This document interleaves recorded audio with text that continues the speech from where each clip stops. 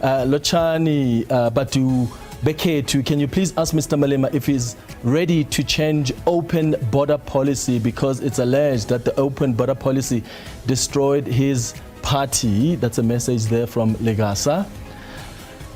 This is one of the questions that I have around the issue of immigration and how you think you have addressed it. Because when I told people you're coming on the show and I said, what issue do you want me to raise with Julius Malema? A lot of them said, please get his thoughts on the issue around immigration and whether he thinks the messaging has been correct over the years. What is your view on that?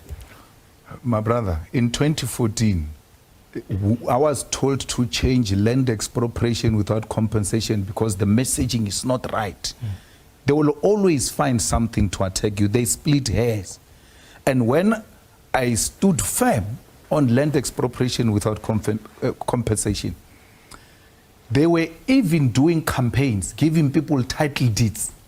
They say, people want title deed, this person is going to take your land and all of that. All of a sudden it has changed. It's no longer about the land. This open border policy was there in 2014, was there in 2019, but it didn't work. What else can we find to attack them? Whether me and you like it or not, there are no borders in South Africa. That is just something written for formality on the founding manifesto of the EFF. There are no borders, my brother. I can tell you, it's like we behave like a mad person who has got a shack and a yard. He's given a stand with a shack. He goes and put a gate where there's no fence. You put a gate. When you go to Mqimbi, we Yamalopo, ukia gate like a lock, yet you don't have a fence. When you come back and unlock that gate and open, your neighbor is looking at you, it's like, what is this? Gate and Mackenzie was running all over Limpopo River, saying he's chasing Zimbabweans who are crossing into South Africa, almost eaten by crocodiles for doing that. But the foolish him, he didn't know. He was proving what I'm saying correct, that there is no fence. So what open border are you talking about, which is not happening now, which is going to happen after the EFF takes over government? These Africans have always been here. If you doubt, there is a language called Fanaka law. It was formed long before the arrival of the EFF. Why? The migrant laborers met. They couldn't communicate amongst themselves when they were building South African economy. It was built by Zambians, it was built by Mozambicans, it was built by Zimbabweans, it was built by South Africans who could not communicate amongst themselves. They formed a language, Fanaga law. Where was the EFF when these migrant laborers were here? I'm just saying, we must not find ourselves behind time. The EFF is being punished for being ahead of the times. We say things now, you guys come to appreciate them extremely late because we're too far in thinking. So, and these Africans, when you needed them, they were there for you. The frontline states were there. People got killed in Lesotho. People got killed in Mozambique. People got killed in Swaziland, in Botswana, because they were suspected to have been harboring the terrorists, meaning your liberators, your liberation movements were alleged to have headquarters in those places. Someone says, don't tell us about Nigerians. You even go to an extent of saying Nigerians gave us money for our liberation. It's true. From the civil servants of Nigeria, monies were deducted from them to support the liberation of South Africa. So today we are in a comfortable place. We say we don't want them. The EFF agrees that we don't want undocumented people in South Africa. How can we say South Africans must get IDs and then welcome people who are not undocumented? Everybody has to be documented so that if any wrongdoing happens, for whatever reason we are looking for you, we need to find your location. So we need to find a way. They are here already. You go and put them in Lindela with our state money, which you are saying it's supposed to buy medicine. We pay buses we take them back. They come back the following day, not next week. So what would be your solution as the EFF? The solution is let's go and document these people. So don't deport them, rather find a way to formalize them. We need to document them, because whether you like it or not, my brother, they are here. You know what they do in December? They hand themselves over in Lindela so that they can go and eat Christmas at home. And then in January they come back. That money could have been used on some feeding scheme to feed the children of the poor or in the clinics. The reality of you are in denial. There's xenophobic people are in denial. That's a problem. They are in denial that these people are here. They think they are still coming. Yeah. They are not coming, they are here. How do we deal with that? What about the issue of scarce resources? Because you know about the unemployment in this country. And what government is trying to do is also make it difficult for foreign nationals to have jobs here. Not necessarily make it difficult, but you need to find a way so that you don't get a helper or anybody else where there's no scarce skills who gets a job here without considering South Africans first. So how do we deal with the issue of scarce resources? Because when you've got all of them here and you're saying let's formalize them, we don't have jobs. So the competition is high. So you're going to have South Africans that are without jobs. Some of the jobs are really taken by some of the foreign nationals, whether they're here legally or not. I've never had a country where it says it doesn't want to grow. Numbers matter when it comes to geopolitics. China, it is what it is because of its size of its population. But its economy is growing very well. Ours is not. Because the leadership is working. Let's industrialize. Let's make sure that manufacturing grows in South Africa. Let's create jobs. But all I'm saying is, you are saying these people are coming to take jobs. Which jobs are you talking about? Because there are no jobs that South Africans are accepting which are a reflection of slavery. These people are being enslaved here in South Africa. And when you say they've taken South Africans' jobs, you are saying South Africans must be enslaved. These are not jobs. These are slaves' jobs, which South Africans don't want to work abnormal hours, to work under difficult conditions, and don't get paid and don't have rights. So no South African wants that. At the level where it's a required skill, South Africa makes it very clear that we must give preference to South Africans who've got the similar requirement. Unless we don't have artisans, then we go and fetch from other countries. We're going to chase these people out of South Africa. Tomorrow, the whole plumbing system and sewer system of South Africa will go into a blockade and will not be in a position to help ourselves because we don't have artisans. Yeah. The whole of South Africa will go into electricity crisis because you chased away the electricians. But we do have South African plumbers and South African electricians. But they are not enough. They can't meet the demand. It's like saying we produce chicken in South Africa, therefore we can't take chicken from South Africa. We don't produce to the capacity of the demand of South Africa. So all I'm saying is, where a job is given, a South African with same qualifications should be given a preference. We cannot prefer a person who's not a South African to the one that is going to pay tax in South Africa. And that is not what we're dealing with. I want you to present any stats to me that says if we deport these foreigners, so many jobs are going to be created. Look at what's happening in education. We are retrenching educators.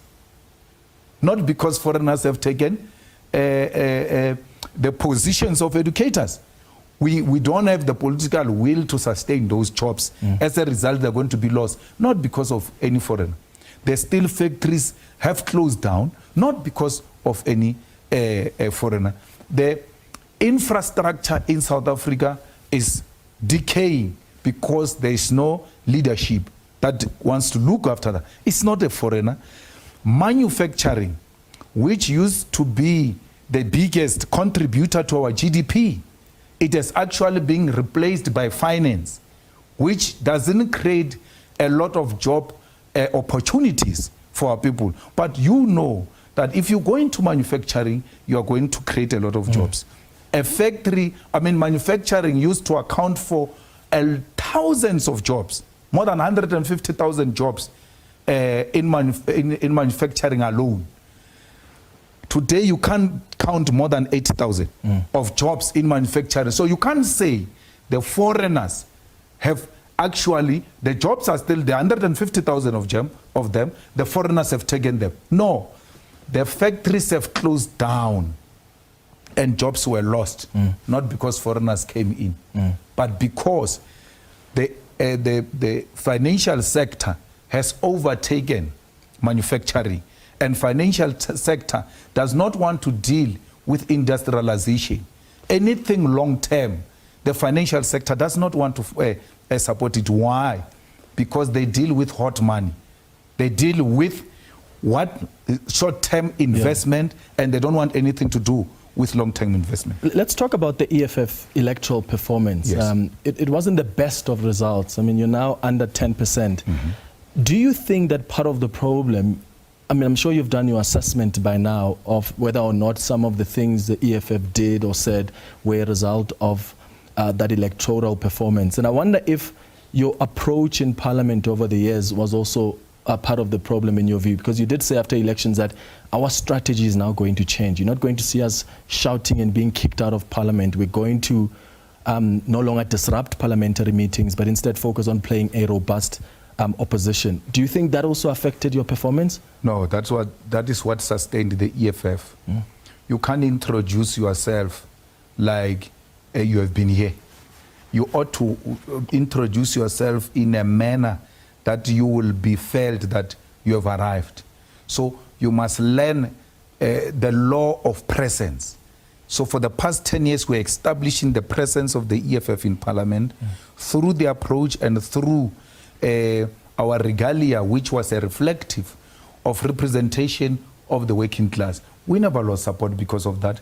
Because that behavior, if you check it, by the way, it was worse between 2014 and 2019. It was more robust and more radical and got us more vote in 2019. Why would it lose us vote in 2024? I'm just saying, my brother, we must not listen to people who have a mind of a rat, who can't think behind 10 years as to what happened previously and what's happening now.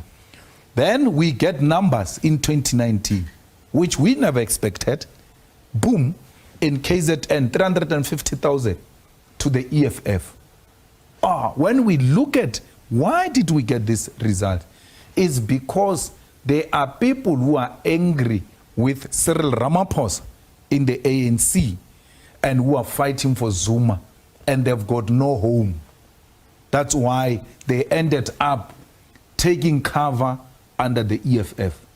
What the EFF failed to do was to take that opportunity and intensify political education and convert them into permanent supporters of the EFF. So the EFF lost no numbers to anything except losing numbers to that which never belonged to it.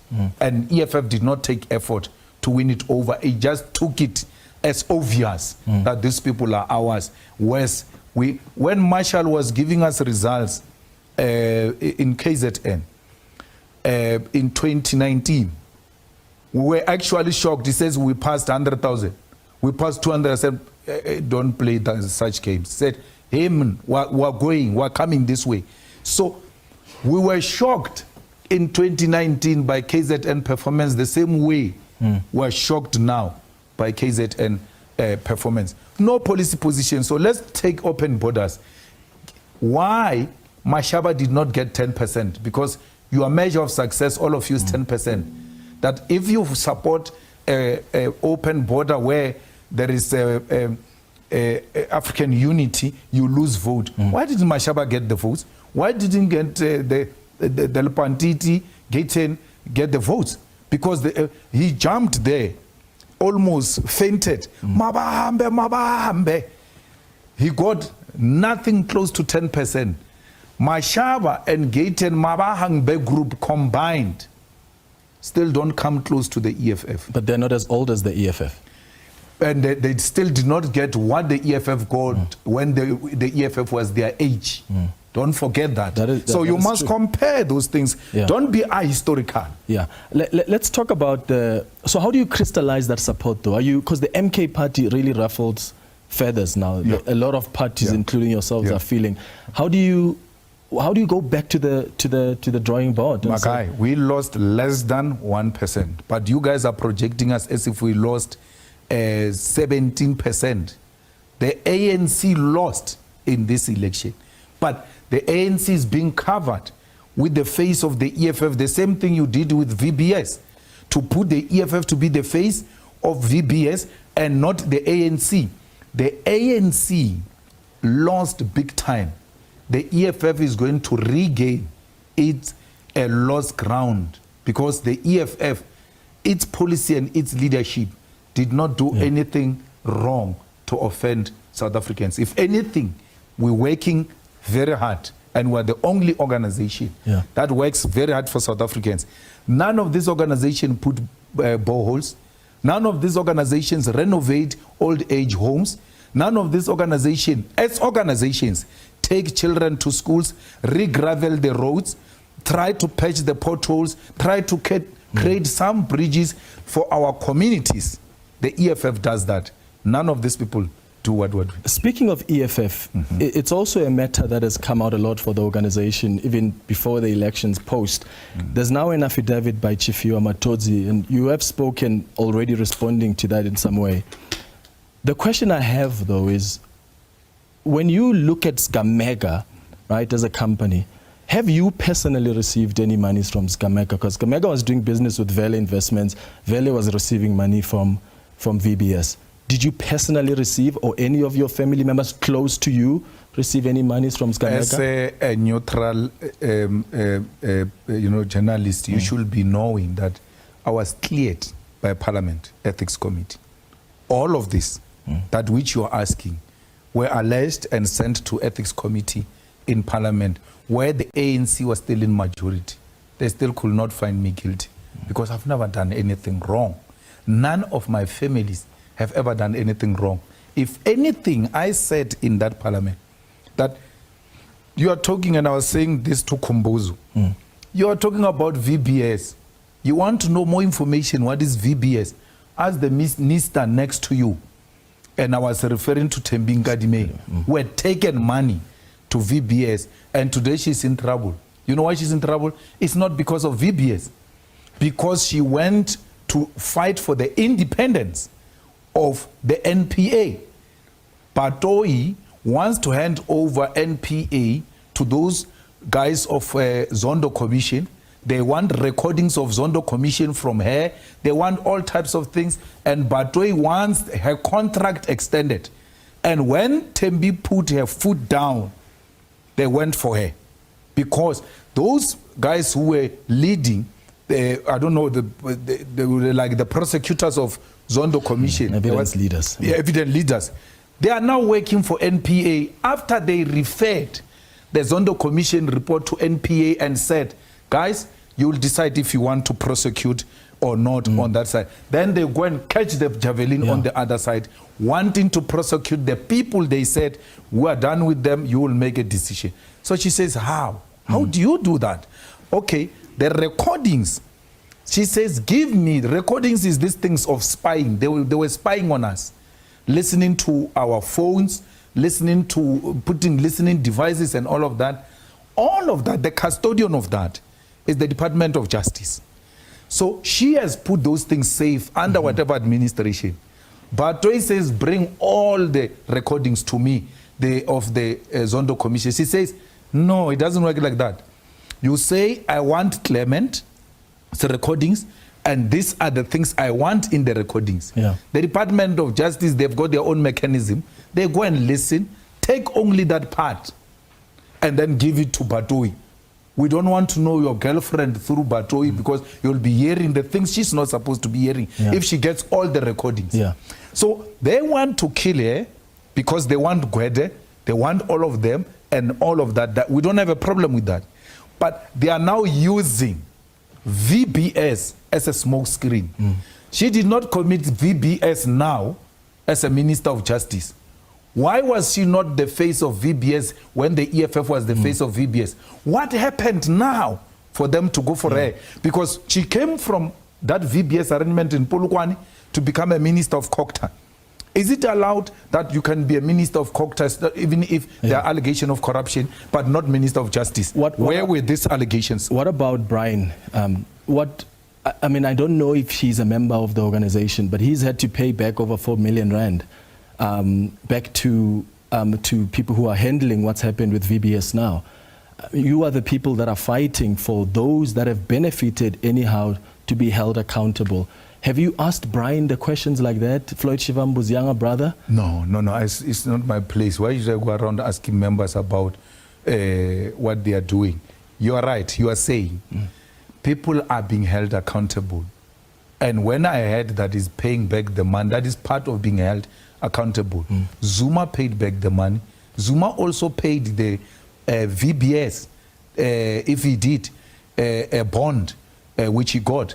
Naledi Pando was also in the VBS bond or something, which she was there. They are your darlings. You will never know their names. You know the names of those you don't like to demonstrate there's no principle. Many names, a lot of names are there. This is just used to blackmail people. When they try to speak, they say, we'll release this thing about you. So if he paid, good for him. That is part of being held accountable. It means he got the money, because this is a transaction between companies and banks. And then the curators said, we want our money. You know, curators asked even the king of the Bavenda king, do you know Malema? When they called him in a hearing, how do you know him? How did he get into the VBN? And he came back shocked that, how do I get questioned half a day about you and how I know you when we have because it was a political witch hunt, which I defeated, which I will still defeat. They are going to come out of that thing of VBS one by one. They are going to eat each other through Batoi in the NPA, because she says these people are accusing me. Even my friends internationally are laughing at me that I've come into this position, I've not done anything. Doing anything is to go after prominent politicians that are found in Zondo Commission, which we don't have a problem with. Those are their own problems. I'm told I've got 30 minutes. They're going to fight with me. What's your assessment? 30 seconds. 30 seconds. What's your assessment of the GNU so far? It has failed. How can a minister not go to a place where the president is signing a bill? That is bringing cabinet into disrepute. The president should have fired that minister there and there, because when you are there, you are no longer serving the DA constitution. You are serving the South African constitution. This has failed even in practical terms, not in theory. The Bella Bill exposed these people for what they are: a marriage of inconvenience, a DA-led government. It's not an ANC-led government. It's a GNU. Helen told you, where I went to him, he said, let me lie to them and say it's a government of national unity, because if I tell them straight that it's me and you, they are not going to agree. So it has failed. Whether they are in denial or not, it has failed. They are going to fight on NHI. They are going to fight on NPA, because the reason why you see the Communist Party taking a posture it is taking, you must just look at where does Gwede Mantashe stand in all of this. Right. That's why the Communist Party does not agree, because they know there is a crocodile waiting to swallow them. Julius Malema, thank you so much for making time for us.